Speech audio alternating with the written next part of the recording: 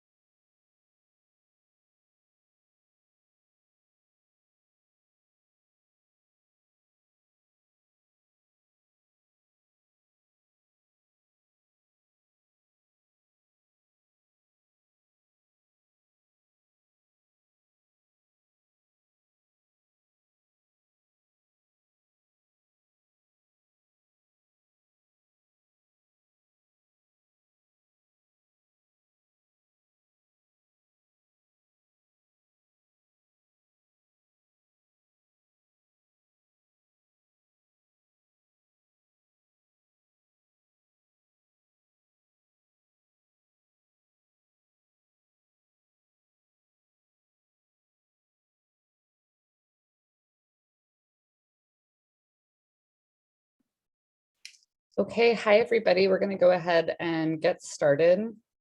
My name is Lindsay Zafir, and I'm the editor of The Forge, which is a journal by and for organizers that's housed at the Center for Popular Democracy. Over the coming year, The Forge is planning to focus our content more deeply on the nitty-gritty of power building, the organizational structures, membership models, leadership development practices, and funding models that determine how our organizations work and how we build power. So I'm really happy to join you today to dig into yet another case study from Realizing Democracy's Building Structure Shapes report, which shines light on how social movement organizations structure themselves through three lenses: membership, staff, and movement ecology. In a moment, the report's author and P3 Lab fellow Melanie Brazel will give an overview of the report. Then they'll dive in with Arisha Hatch, the Vice President and Chief of Campaigns for Color of Change, about the COC case study. To close us out, Joy Cushman from the Democracy and Power Innovation Fund will jump in for a conversation with Arisha and Mel about how we can apply the lessons from the COC case study across the movement. We'll have about 10 to 12 minutes at the end for questions. So if you have any question during the conversation, please use the Q&A box and I'll track them for the Q&A section at the end. As a reminder, this is a webinar, which means we cannot see you or hear you. So if you have a question or comment, please use the Q&A function or the chat. To get us started, I'm going to pass it over to Melanie to break down the report. Thanks so much, Lindsay. Also really appreciative of the Forge for making a venue for us to share this work, which is very much the product of like collaborative thinking among many great minds and committed hearts. So I'm really grateful too. I'm gonna share my screen and walk through just a couple of, let's see, slides here. Oh, if I can. There we go. All right, so give me a thumbs up if you can see this. One of my panelists, I hope. All right. Okay. All right, great. So, all right, so, my core team at the Realizing Democracy Project and I started this research knowing that we wanted to dig into how movement organizations structure themselves. And our first hurdle was, why don't we have a vocabulary to talk about structure, right? So if strategy is the brain and culture is the heart, what is so vulnerable about like showing our skeletons, showing our bones to each other? In other words, like, being honest about our org charts. So that's what we did. We wanted to build this framework and this vocabulary. So we built a learning group of movement leaders, funders, and academics. And as a researcher, I built case studies with 6 organizations of very different sizes and scopes and issue areas. And we shared back these case studies to the learning group. So what was our research design?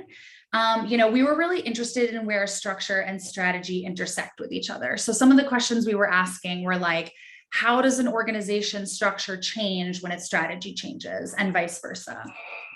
Where does strategic decision-making happen in an organization? Like, where is it in the org chart? Who's involved? How is it done? So we focused on 6 orgs that had gone through pivots of both structure and strategy in the last 5 years. One ED even called this like a dark night of the soul. And these were all situations where leaders are like inheriting this kind of older organizational form that's not really meeting the current political moment. So they know that they have to make a change, but they aren't always even sure what their options are for that change. And these choices are at the same time really high stakes, because whatever the new structure is that they create will become path dependent down the road and will sort of open up or foreclose future options for the organization. So the whole idea of this research and learning and report is to help leaders think through these options and these pivotal moments. So what did we learn? We were looking at structure through these multiple lenses of membership, staff, movement ecology. And we learned that structure is a relational process of structuring over time. So no 2 processes are going to look the same. And in the same way, there's also no like silver bullet or ideal structure or template that orgs can just like download and replicate. But organizations can invest in what I call structuring capacity, which is to put time and energy and resources into structuring and restructuring in these times of crisis and change. So, in my research, I'm spending a lot of time digging through people's like 990s and org charts, and I'm looking at all of these like very cold and geometric linear shapes. But between the lines of these, like something is kind of happening, and there's something more organic and alive that's surfacing in each of these organizations. And I eventually, I've come to talk about this in terms of structure shapes.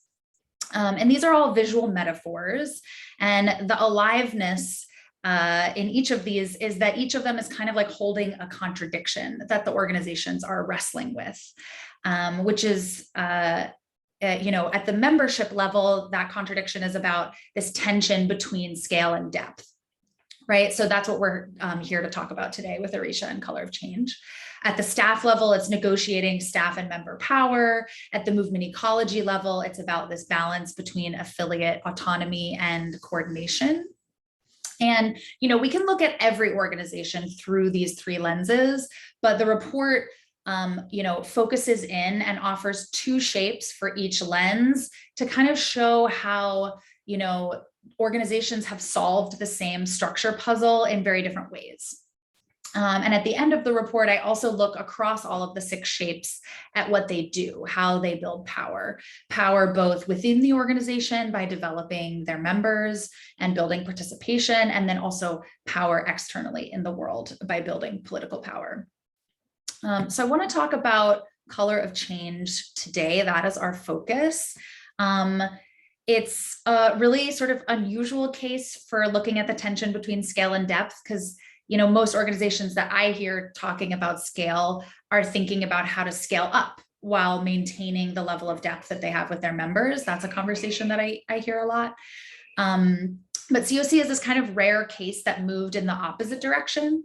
So Color of Change has this massive scale and can mobilize millions of people online, but at a certain point recognized this wasn't enough to achieve their bigger picture goal, which is change that Black people can feel, right? In every part of their lives, when they go to work, when they get on Twitter, when they take their kids to school, right? And, COC talks about this bigger picture change in the language of Black joy. So the organization recognized that to achieve Black joy, they'd need more than these quantitative metrics of big numbers. They'd need deep relationships with Black communities and their multiracial allies. So how did they come to this realization? Well, there was a process of pivoting with these two overlapping pivots that I talk about in the case study. The first is an expansion to electoral organizing. So COC had become this juggernaut at mobilizing people to hold corporations and media figures and others accountable. But with regards to criminal justice reform and police accountability, it was just not getting the same traction with government officials. So leaders in the organization saw a new opportunity to elect progressive DAs and prosecutors, and they built a new structure to do this. So they built a PAC and they got involved in elections in 2016, probably like many people on this call and their organizations. So, and this also meant another pivot, a pivot from online to offline. So COC invented the first ever in-person textathon, and they were really effective at translating this, all the things that were so strong about their online presence, right? Black culture, design, aesthetics, this political home they built online, they kind of bring that to life in an in-person space. And again, this strategy shift is accompanied by a structure shift. So the old organizational structure that's like kind of a circle of subscribers connected to central campaign staff suddenly becomes like a roof. And the org starts to put stakes in the ground to build out a big tent. So let's talk briefly about the big tent shape. It's got scale because it's got a lot of doors, both on and offline. People are coming in through petitions, through donations, through Twitter, through events, through door knocking with the PAC. And COC is using a matrix of engagement rather than a ladder to track members and support them as they move through the organization. And this, it meets people where they are, it honors their different contributions, and it allows for ebbs and flows of participation. I'm going to end the slides there and just close by saying, after the election, Color of Change has this choice where they can stay with scale and ride the wave of their successes with, a little bit of new stuff in the mix, right? Like electoral, offline work, but they make a really different decision to build deep, to experiment with structures that cultivate depth inside this big tent. So they build out a lane within the tent that's the organizing program. And they start it not with like a big campaign, but with Black joy, with care and community building for Black women and with Black women. And they host these wildly popular Black women's brunches for over 30,000 women, over 25 cities. And this becomes their model, like Black joy events that kind of funnel new people into local squads where they can do longer term local work on the ground with both elections and then holding newly elected officials accountable to their campaign promises in the off cycle. So I want to invite Arisha in to talk about this choice, to talk about where it's taken Color of Change since 2016, how the organization has ridden the waves of the BLM uprisings and the pandemic, and how it continues to hybridize scale and depth. So thank you so much for joining us, Arisha. Thank you for having me. I think my first question for you is, I love, Black joy is such a this metric for power that's so wonderfully agitational, because it just moves us out of this conventional way of thinking about power as like policy wins or electoral wins to really thinking about power as it is embodied in the self and in community and, marginalized communities. And, COC pursues Black joy through this very multi-issue approach. Like there are so many different campaigns that Color of Change is working on. I can't, like, as a researcher, I could barely keep track. But somehow the big tent, as Joy said earlier, like isn't just like 1,000 flowers blooming. It's not just all these little local experiments. What is holding this all together? Yeah, I think for us, or what I've come to understand that's holding this together, is this vision of Black joy being the uniter and the sort of affirmative vision that we're asserting in the world. Color of Change believes that the racism that Black people experience in this country is not the result of single issues or single systems, but like necessitates an examination and an understanding and a strategy around a number of different issues, multiple issues that are constantly impacting our lives. I think whether we're talking about criminal justice reform or voter freedom or economic justice and investment in our communities and our people, the through line for us is building a country, building a world where Black people can experience joy, where we can trust that we're putting our kids onto school buses so that they can learn and not sending them into a system of mass incarceration, that we can have our basic needs provided for, that we can provide for our families, that we can live in like safe communities that make us feel whole and fulfilled. And so regardless, we're often focused, I think, as a progressive movement and as campaigners on pushing back against the things that harm us. And there is a pressure to assert an affirmative vision. And for us, the affirmative vision that weaves these things together is joy. Thanks. Do you want to share any about the like belonging, believing, becoming framework and how that, connects with Black joy? Yeah, I think we've arrived at this belonging, believing, and becoming framework because of some of the support of DPI, of Robert Wood Johnson Foundation, of the folks like Melanie, who have been working really hard over the past, I guess it's 2 years now, to help us understand and put language to what we're doing.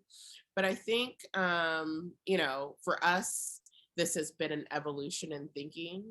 As Melanie mentioned, there was a point when I joined Color of Change 10 years ago where we believed ourselves to be a digital first organization, where we believed that the people that we were organizing, the people that subscribed to our email list or to our social media channels, only wanted to take online action. They wanted to sign a petition, but they weren't really looking for like deeper engagement or deeper community.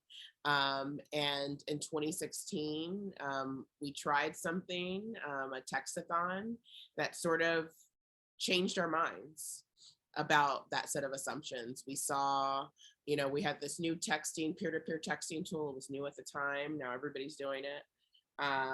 And we had like 12 weeks to pull off a program in which we sent 1 million text messages. And we thought that the technology was so new and so rough that we couldn't completely do that online. We couldn't ask our members, we couldn't train our members to use this new tool that they had never used before through an online vehicle. And so I sort of went back to what I knew and said, let's have in-person events. Let's do a version of a phone bank. We'll call it a textathon.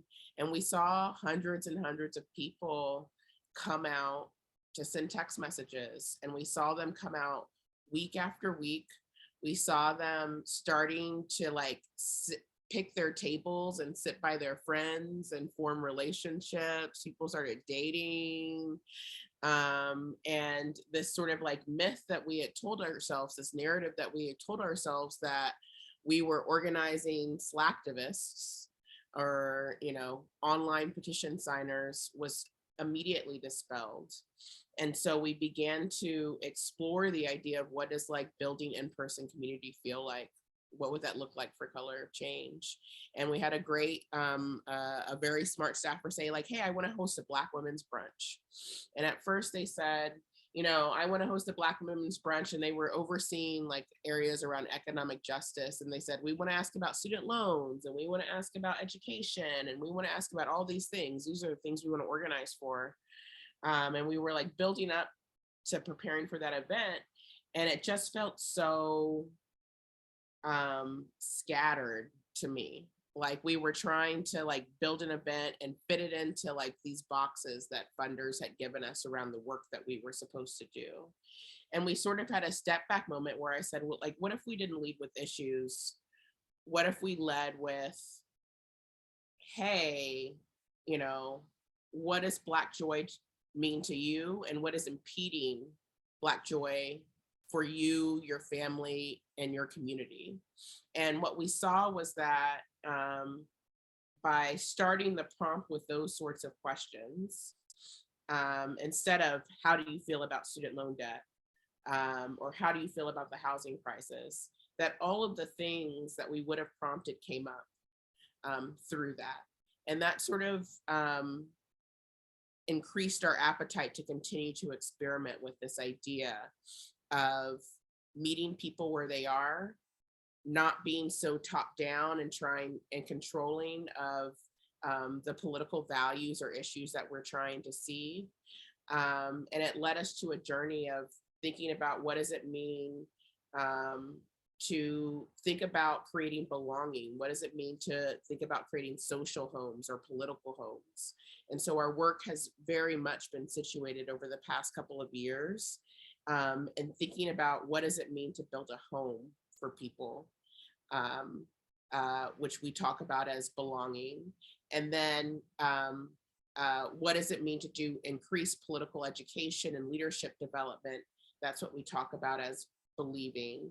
And then what does it mean to center a culture around becoming powerful, taking actions to elect person, winning a campaign in your community that actually has real world impacts? What does it mean for those same sets of leaders who feel like they belong, who believe and aligned or and are aligned around a set of political values, to actually exercise those values through winning political and cultural participation, winning civic participation?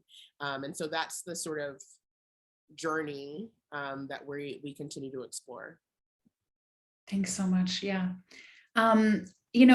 We've talked about this a little, that like big tents can be really maximalist structures. They can get top heavy, they can get super complex. So, that can sometimes be hard to navigate for members and staff. And I wondered if you could talk a little bit about the challenges around cohesion for such a big organization that's grown so much, like COC has, and then how Color of Change manages some of those challenges. Right. And so it's such an interesting question. I've thought about it like all weekend in a lot of ways. And I think Melanie, you sort of went into it. I think it's, well, I'll just throw it out. I think it's impossible for Color of Change to be top down because of the way that we were built. We currently have 7 million people that have taken action over email, multiple actions over email in the last year, another 3 or 4 million people who are signing petitions, taking action via SMS, several other million people who just like follow us on social media. And so it is, if I were just to take a round number, like 10 million people. And I come from a community organizing framework. If I said to like an organizer, like, hey, we're just trying to organize 10% of those 10 million people into deeper action, deeper leadership development, a deeper sense of million, that would still be 1 million people. We have 8 organizers on staff. And so this idea, we are in a position, and I think it's a different position, in that we have like a bunch of followers, a bunch of subscribers, a bunch of people who we think, with deeper investment, could be committed to deeper, uh, more effective work. Um, and there's no way that I could hire enough people to manage, that potential. I think other organizations, oftentimes folks that are sort of like starting, from the ground up, or who don't have membership bases or followings, are thinking about how do I hire people to find more people? Like that's the opposite of the problem, that we're dealing with. And so one of the biggest problems that we're dealing with is just, we're not resourced in a way, we haven't built the resources in a way to fully, develop, the leadership potential that's inherent in our member leaders, volunteers.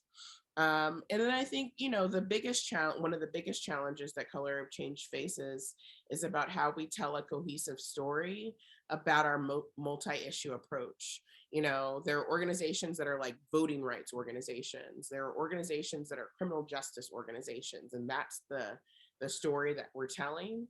We're trying to tell a more nuanced, complex story about, the racism that Black people in this country face, and the multifaceted way that it affects our lives, as well as develop the power and the strategy to actually push back, against those intersecting forces.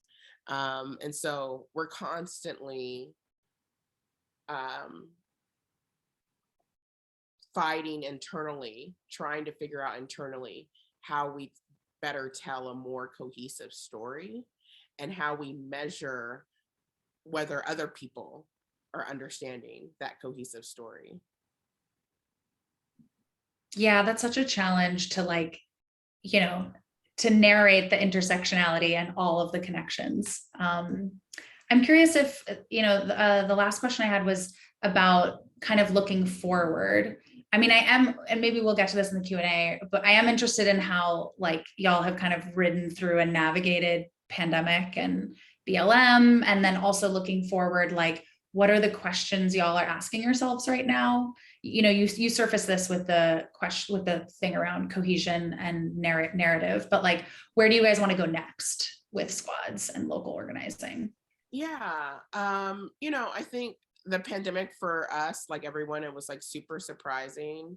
And then to have this moment inside of a pandemic, that was a huge, reckoning for the entire country, entire world, added a new layer or dynamic into that. We went into the pandemic, I think we had just gone over 1 million members, and we were like so happy. Like this was like this big struggle. And then George Floyd was murdered in front of everyone, and suddenly 8 million people were receiving our emails, and 8 million people were asking us what can I do? Not only what can I do about the George Floyd situation specifically, but what can I do in my daily life that, improves the lives of Black people? And so, not only were we dealing with a situation where our broader dreams and programs were put on hold because we couldn't be in physical location, we had this vision of a big member squad convening, in which we were clear about roles and established team identity and all those things. We've been having this vision of doing a cruise, a Black Joy cruise, in which we brought people together, and no one wants to go on a cruise. Some people still want to go on a cruise, but no one wanted to go on a cruise for a while. And so there were we wanted to build off of these Black women's brunches and Black dad cookouts that we were having. We had these grand relational visions for 2020, that we just couldn't do and had to be moved into online community. And so we had to make adjustments for that, adjustments in the rules that we made. And to a certain extent, we're still in that phase. Like, we haven't been able to get back fully offline in the way that we think we do our best work. But I think the pandemic sort of pause and sort of restructure has allowed the space for us to sort of like study our work more and more. We're planning for like if there's ever like a reopening. I think the world's reopened and we're just like, when can we go, when is it safe to go out of our apartments? But there's a way in which the last couple of years have allowed us to sort of like pause and reflect, gain language. We didn't have this big tent language before the pandemic. And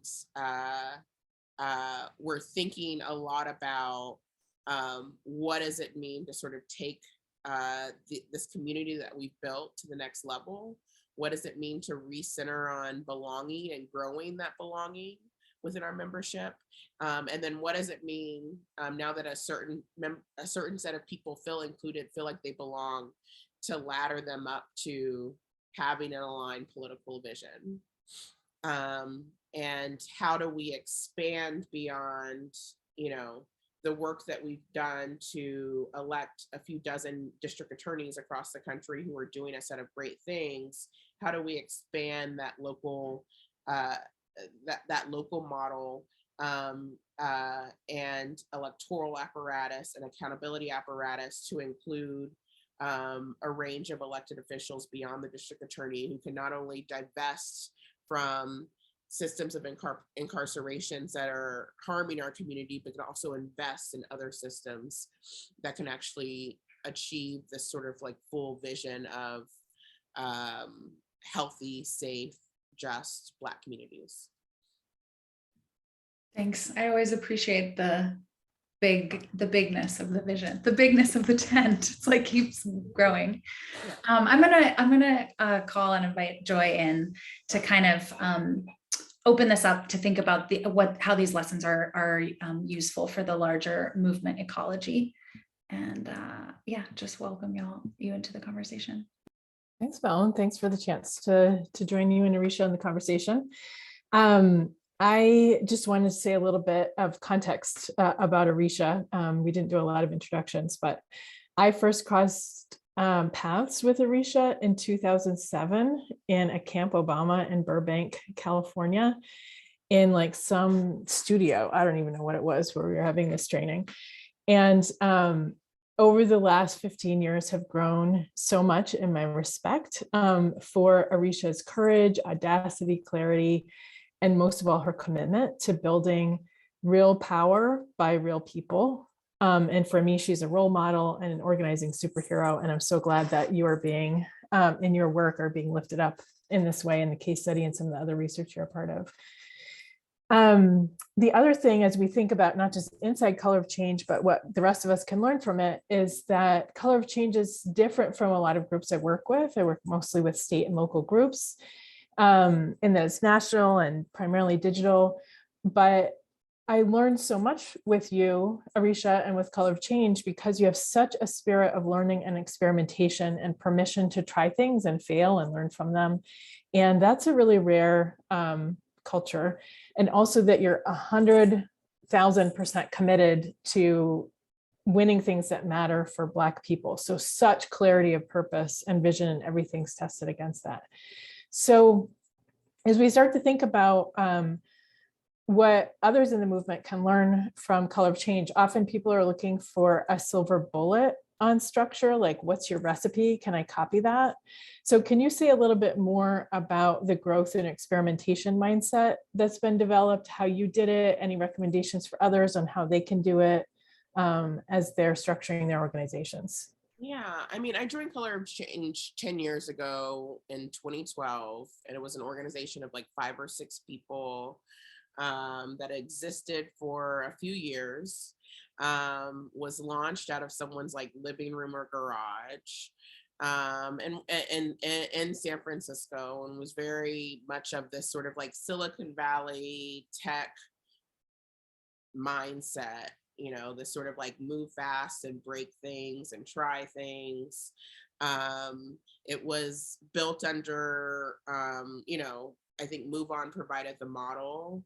And, you know, the founders were like explicit, like we are trying to replicate something similar to Move On, but for Black people on Black issues in this country. And so there's a certain level of like flexibility and being tech first, and let's just like try things, and we're trying to improve the world that are like kind of embedded in the secret sauce or the like makeup of Color of Change. I didn't come into an organization that I was trying to like do change management stuff to shift the culture. There's like something about the culture that's like, okay, just try it. You know, Move On had this saying years ago that I heard about when I was, before I got to Color of Change, like, you know, as long as that won't burn the organization down, like just like try it. Like that's the thought, you know. I think there are probably like limits as I've like gotten deeper into the work, like maybe we should have deeper considerations than like, if we do this, the organization won't continue, like fall down or be completely burnt down. But that was very much the sort of like attitude, sort of like Wild West attitude, that I think has allowed for Color of Change to continue to experiment. I constantly worry about, as we have more staff, as like those staff ask us like, well, what's your 10-year, like someone asked me like, what's your 10-year plan? What's Color of Change's 10-year plan? And I thought back to like 10 years ago where I was like, well, our plan was to like exist the next year. And I was like kind of offended, like, you know, the privilege of a plan. But now we're sort of in a space where we're like in a privileged position where we can say like, here are these sort of like multi-year strategies. These are the things that we know we're doing. And here are a set of places where we still want to encourage innovation. We haven't quite figured it out. And so we're sort of thinking about the world in that way. I hope to maintain that culture of let's try it, because I don't think that we as progressive organizers have figured it all the things out. And I think that the world that we want to see and the world that we want to build requires a ton of innovation and creativity. We happen to be in a phase internally where folks are requiring a little less uncertainty, a little more direction, so that they can, so that we're like headed in the right way. I don't even know if I got to your question, Joy. You did though. So much is about culture, and I love the idea. Think about how different Color of Change was 10 years ago. You could say, a leader can say, well, my 10-year plan is to have more power. So come innovate with us. Let's figure it out. You know, it's just such an inviting culture. Yeah. That you've created. So sometimes just getting a little deeper on structure, sometimes when I'm structuring things or helping people structure things, I find it helps to think about the smallest unit. So for Color of Change, that's the local squad, right? The smallest unit where, you know, your mother or your friend or your kid's babysitter or grandma or whatever could show up. And so when you think about the people that you're inviting into the structure and the leadership and the work of Color of Change, how do you think about this, the structure and experience you want them to have in that squad or in that smallest unit? Yeah, I think the people that are coming into like offline community with us or into deeper community with us are like regular people. They have not spent the last 10 or 15 or 20 years of their lives doing deep political engagement, deep leadership development, understanding disciplines around what it is, like what an organizer is, or what a like that's like not who they are. Some of these things they understand inherently through like the work that they do in other places that might have similar disciplines, or just through their natural instincts around community building. But they're just like regular people. And I think the best part about us as a digital organization building deeper community is that it's like a reminder to our staff, the professional class that like live their lives doing this every day, that folks speak in different languages, that they're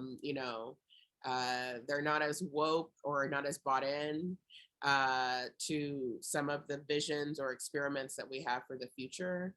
And so there's a way in which moving into deeper membership engagement has forced us to be to think about things deeper, forces us to be more honest about where we're at, and forces us to have to like try to communicate some of the more radical visions that me or our staff might have about the world, forces us to think about them as a longer change management process than the immediate gratification that we seek. But these are folks that want to be in community with other Black people or other like-minded people.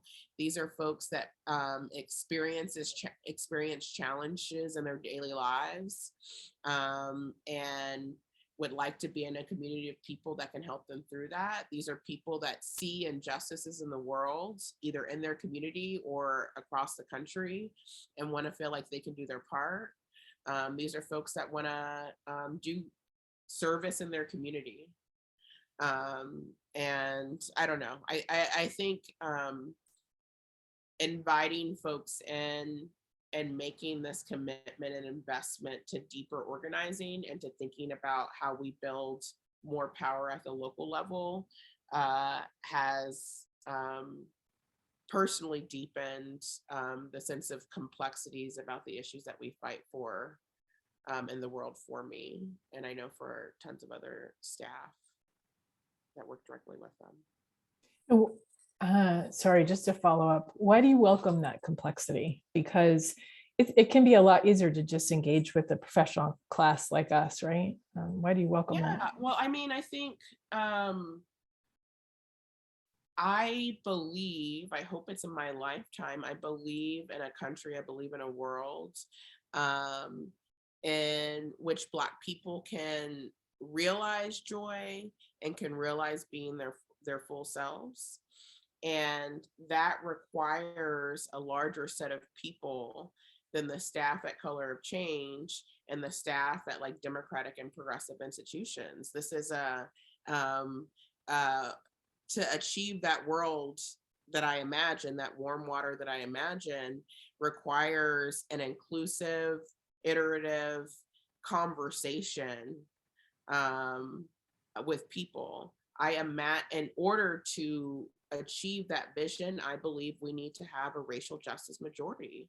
That will require Black people, that will require other people of color, that will require white people.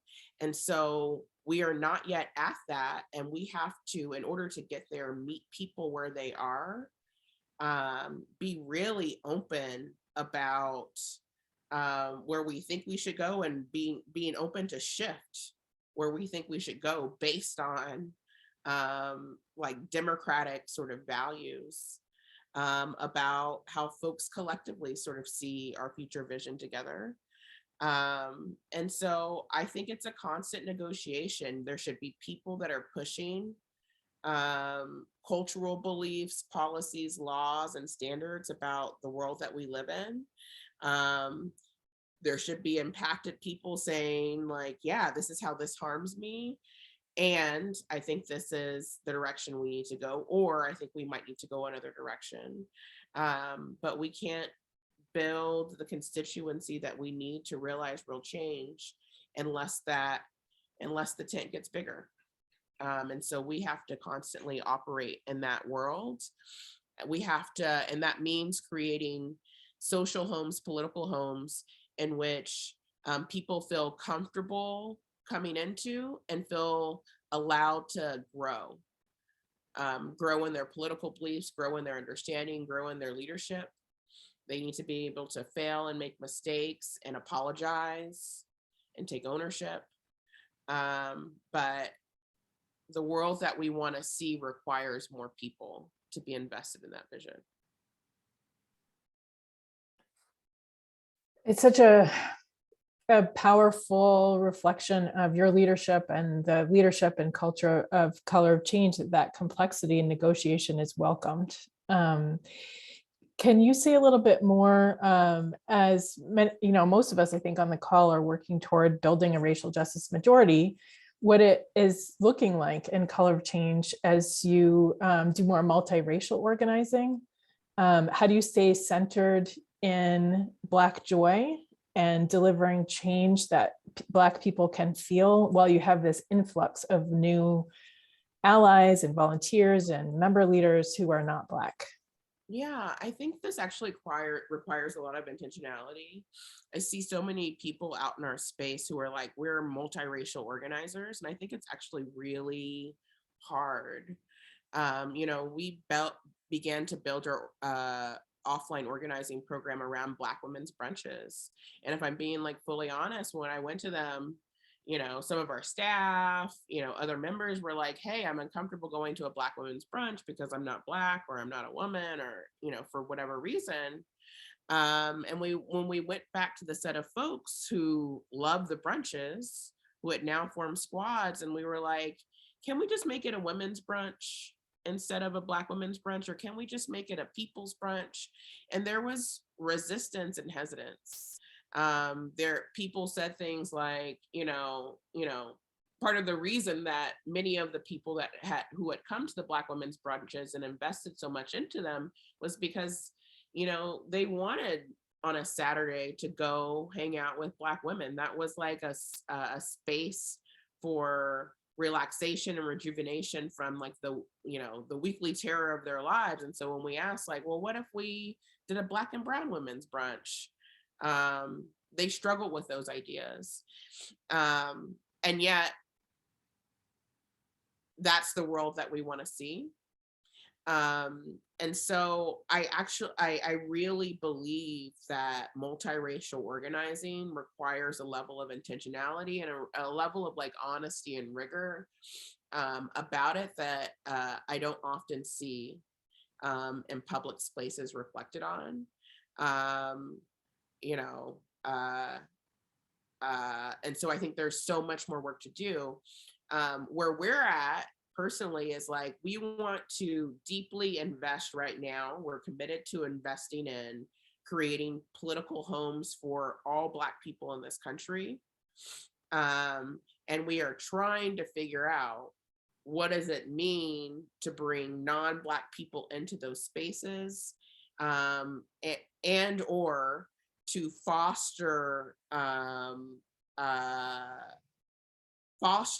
enable a community, a constituency that is committed to racial justice, racial justice,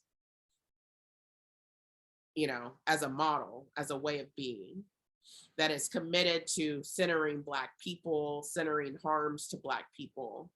And we haven't entirely figured it out. We tried some things, or we had mixed events, and there were some very culturally different differences between our Black members who went to a Black women's brunch and, for example, a white woman member who now wants to join to make calls around electing Joe Biden or send a text message around an election.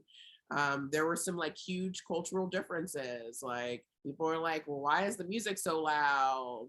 Why are we taking time to check in? I just want to get to my text or my phone call. There were some huge cultural things.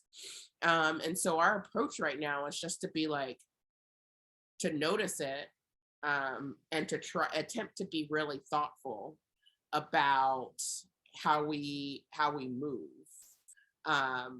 And so we're kind of seeing it, and we're just observing right now. I don't think we have a clear strategy, but it's it's a thing. It's a thing that we all have to think about. And what your answer reflects is that you're bringing the same spirit of experimentation and innovation to this question that you do to everything. And so it's just in this hard work of structuring all the time, it's a reminder that the work of it is like the resources we need to do it are free. It's about a spirit of leadership and innovation and love for people and care for the people who are your constituency. And like you said, honesty and transparency about who you're working for, right? So powerful. So I want to go to a couple questions from members and in the chat. And if others want to add questions, feel free to do that. So you were just talking about what it means to build political homes. A lot of folks are talking about that now. Can you say a little bit more what that means to you and Color of Change? Yeah, and I think I have like a growing definition. My working, like I arrived at Color of Change 2 weeks after turning 30, 10 years ago. It was February 1st, 2012. I thought it was like, I was like, you know, beginning of Black History Month. I was joining a Black organization, felt really good about myself. And I remember one of my first check-ins with my boss, Rashad. I was the voting rights director, and we were talking about our election program coming up. And he was like, and I said to him, I was like, yeah, but will anything racist really happen? And it was such a naive question. I'm sure it like terrified him completely. But it was like an honest question, even as someone that was like a trained lawyer, a Black woman who has experienced racism and misogyny her entire life, had that question after being hired at a Black organization. And so a lot of ways, my political education happened across the last 10 years while I was at Color of Change. Color of Change informed my political values around corporate power. Like I've spent the last 10 years really thinking about corporate influence and corporate power and how we hold corporations accountable to Black people, how we sort of like change the incentives. I did not have that walking into the door. Color of Change has been a home for me to really investigate ideas about safety and justice, about punishment. I did not have all of those things. I don't know that I would, like even today, I don't know that I would still call myself an abolitionist, but I am closer to restorative principles than I was in the way that I walked in. And so when I think about homes, I think about places that we feel safe, where we can grow, where we can mature, and where we can be our best selves. And I think the work of organizers is creating homes. Too often we're in this transactional one campaign. We're going to elect this one person. We're going to get this one law passed. I think the challenge, and I think the newer thinking is, how do we create homes where people, members, volunteers, staff, do multiple campaigns over time, can grow in their understanding, can grow in their leadership development, so that the work on behalf of our people gets better. So that's how that is my like evolution of thinking around homes. Like I want to create the same space for our subscribers, our members, our volunteer leaders, our staff to go through that same leadership journey, political growth journey, all of those things. I think that's what we should be trying to do as membership organizations. Is that good at the question? Definitely. And I like the clarity that it's not just a place where people can get trained. It's not just political education. It's about this growth that happens, you said, by doing multiple campaigns over time and learning that way. So this follows on from that a little bit, but you mentioned earlier that we can't, obviously, if you're trying to get 10% of your members or active folks to be leaders offline, it's 1 million people. And so no organization has all the staff we need to engage everyone we should, right? So what strategies do you have for going deeper to build political homes with a smaller staff? And any advice on that for other people?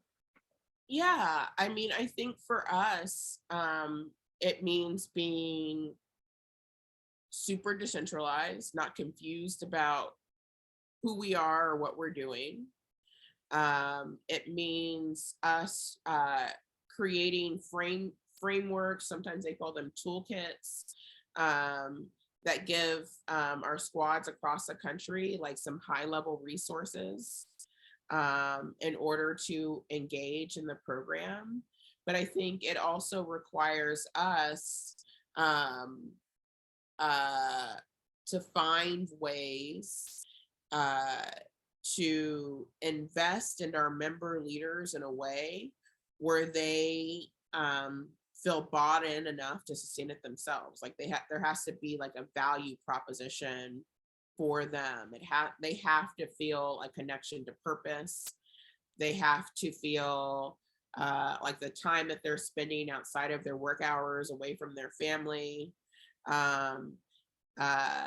actually like contributes to their sense of well-being, to their family's well-being, to their community's well-being. And so we're in a situation where we like have to be member-centered and member-driven. You know, I think we have questions about what are the deeper investments and resources that we need in order to give them their resources.